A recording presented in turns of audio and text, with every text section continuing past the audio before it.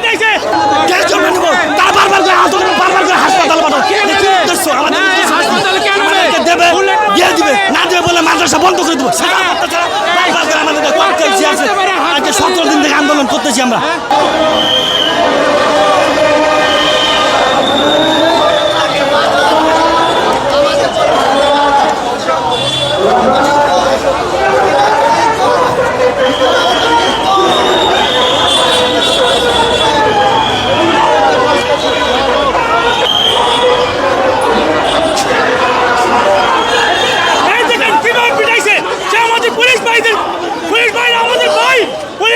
আমাদের তোমার শিক্ষকদের ছাত্র আমাদের শিক্ষকদেরকে কিভাবে পুলিশ পিটাইছে আপনারা দেখছেন।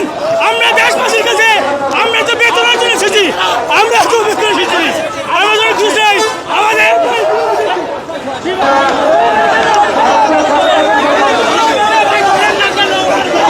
দাদা শিক্ষক না মারা পর্যন্ত এরা কিছু দিবে না।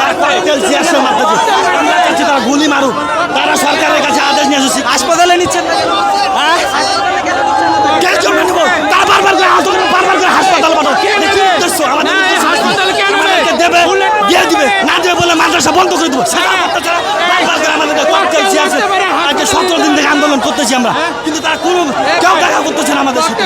হাসপাতাল নিতে পারবো না এই দেশ হাসপাতাল নিতে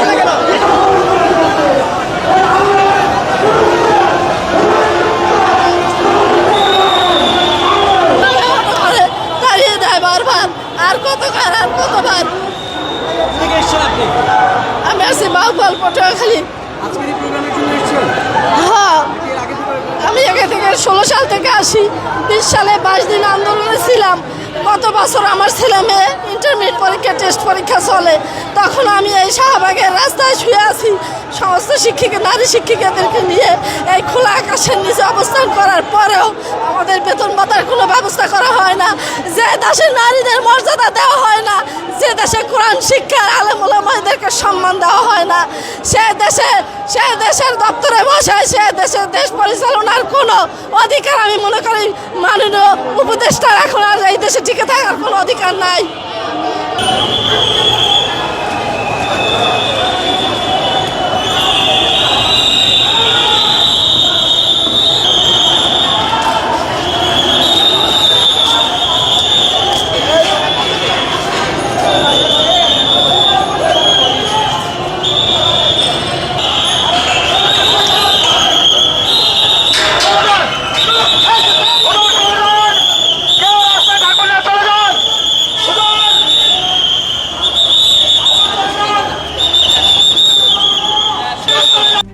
RICL TMX যুগের পর যুগ স্থাপনা থাকে মজবুত।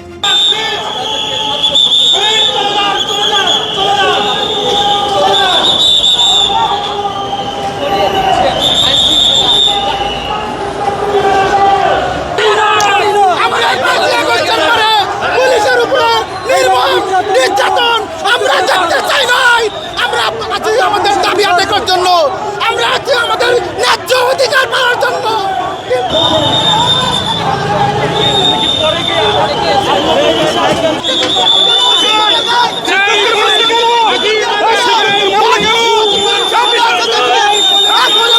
পুলিশ আছে এই কারণে শিক্ষকের গায়ে হাত ধরছে, কি কারণে সাধারণ শিক্ষকের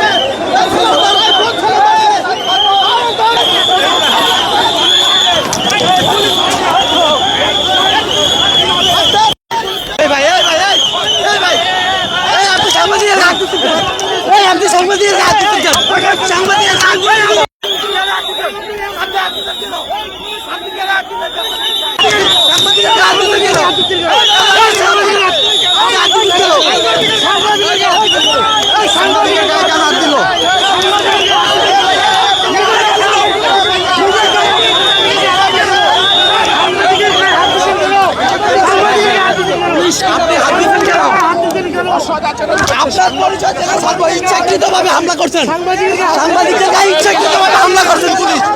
আপনারা ইচ্ছাকৃতভাবে হামলা করছেন, ইচ্ছাকৃতভাবে হামলা চালাচ্ছেন, ইচ্ছাকৃতভাবে হামলা চালাচ্ছেন সাংবাদিকদের গায়ে।